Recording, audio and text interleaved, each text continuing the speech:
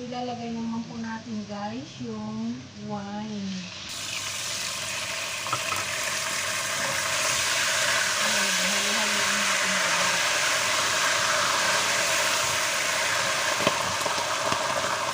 Ano yan guys? Pagkatapos ng wine, ilalagay naman natin yung mirin.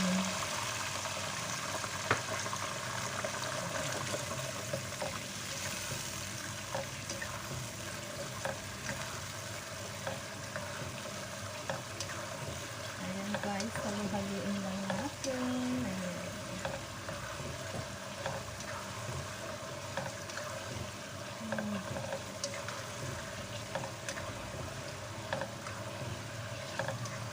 So, ayan guys, isunod natin ilalagay yung Japanese sauce. Ayan. Yan yung Japanese sauce guys. Ayan.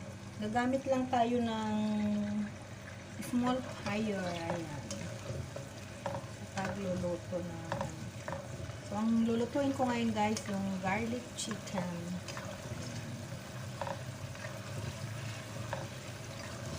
Small fire lang po yung gagamitin natin guys. Ay, medium fire pa lang.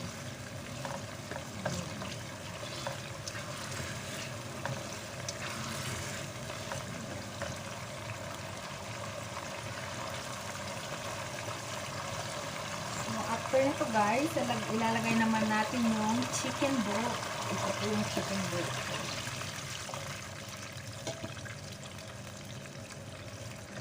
So ayan, halo-haloin lang natin guys.